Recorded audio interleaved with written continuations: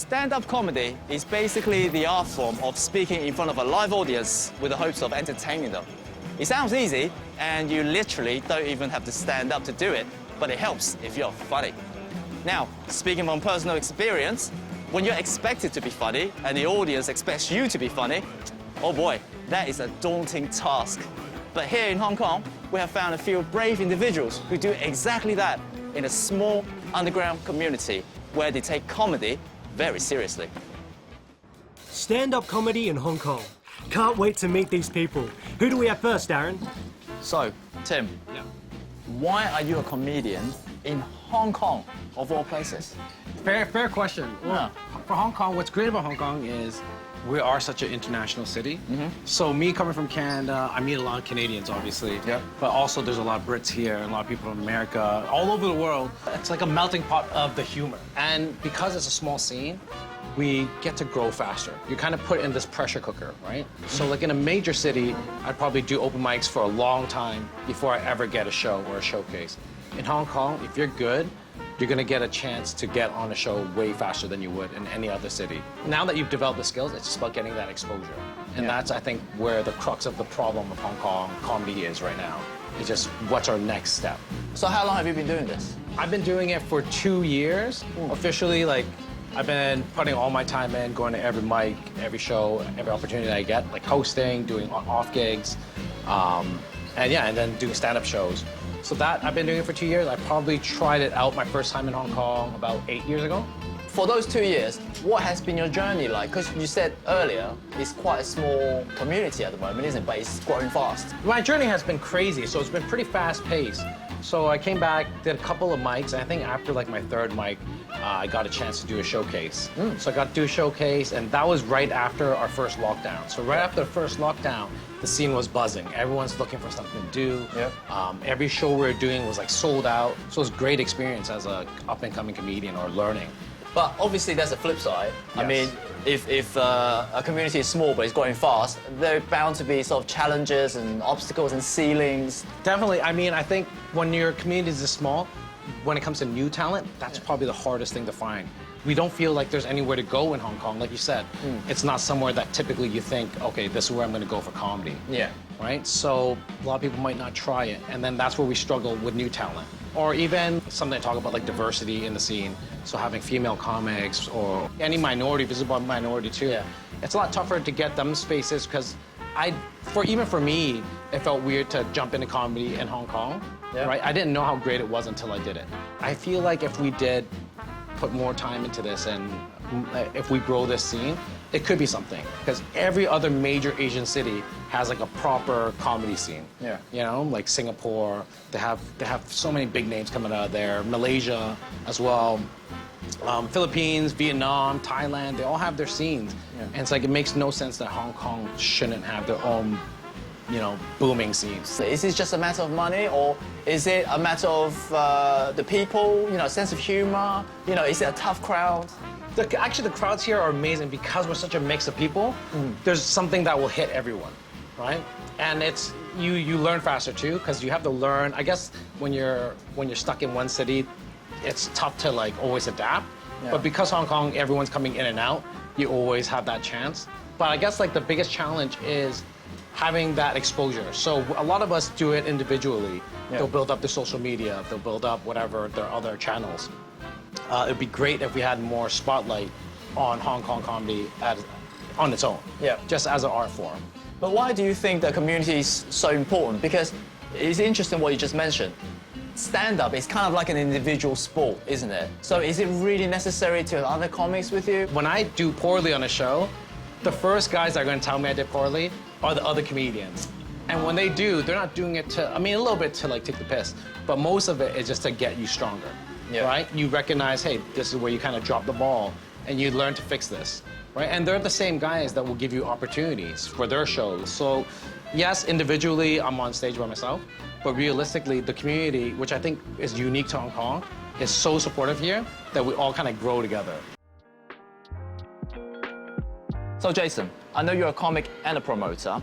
I want to talk to you about the community from the perspective of a promoter. Okay.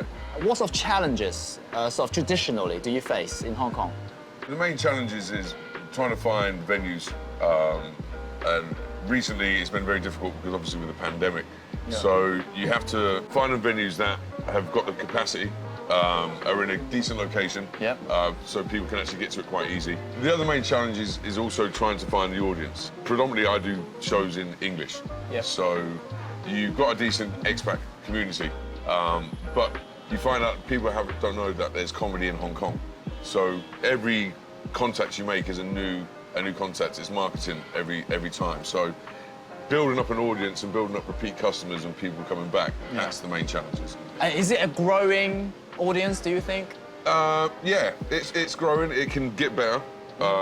There is a comedy audience in Hong Kong. Before the pandemic, if you had any big names coming over, that people will turn out. You'll see, say, 10,000 people go to Kai Tak.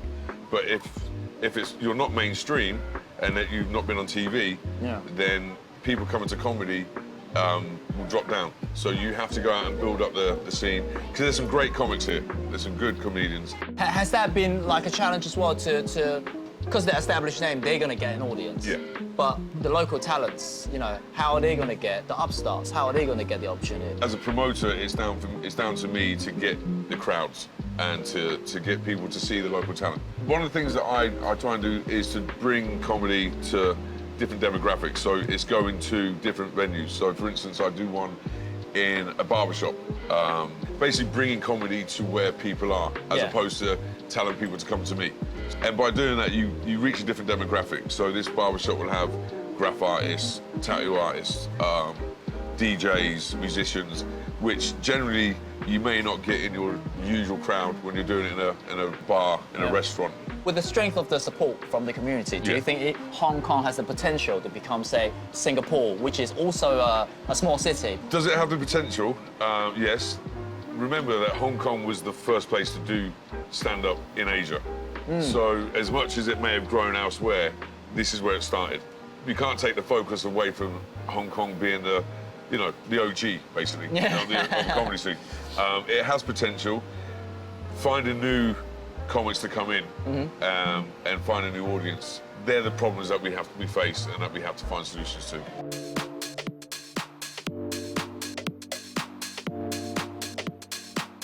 Right, so Alicia, I see you've got a lovely venue here for live music and comedy.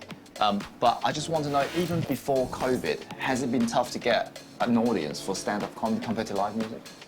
Well, the thing is, it's generally difficult to get people down for arts and culture because not many people know what we're doing down here. We're a basement kind of hideaway. Right. For comedy, I actually like that it's not too big. It keeps it kind of cozy and very intimate, so you can feel not just that you're coming to a comedy show, but you're actually going to experience comedy. We really want it to be a place where anyone can get on the stage and really kind of practice. That's what we're about. In terms of money, that's the difficult Because part. the rent here, it cannot be cheap. Oh, it's not. Yeah. So, I mean, how do you justify it? You know, there is obviously what you love, which is stand-up. You want to support that community, but you've always got to make the rent. Indeed. And that's always hard to balance. Yeah. I do believe that in Hong Kong, there are a lot of people who want to come and support comedy. They want to have that different experience. Yeah. We usually have comedy on weeknights. A lot of people are more or less inclined to come after work because we are located in Central where a lot of people are working. And so coming after work for a happy hour drink, or that experience has been more positive for the money side, where we get more people who are like, hey, after work, let's do something cool with the colleagues. Do you think there is a growing audience, just from experience? Oh, totally. I think the audience is growing as well as, indeed, the talent. Right. We're getting more and more people trying out stand-up. At the beginning of our open mic stand-up, a lot of people were coming to try it. We're getting more people who are coming just to be an audience member, to get the comedic experience. And the more comedians we have doing different things, it's really exciting. They've done roast where the comedians tease each other and roast each other with jokes. That's been very popular. We also have all-female comedy troupe. Ah. Yes. And they really specialize in a safe space for comedy for people who are non-binary, for LGBTI as well. Wow, it really sounds like it's a massive growing on the audience side and the talent side. How do you see the future? And this is actually what I feel about general arts in the underground in Hong Kong. We need more organizers who can help to take an event and to make it their own and really push it in terms of the marketing. Yeah. That's really the most important part, I think.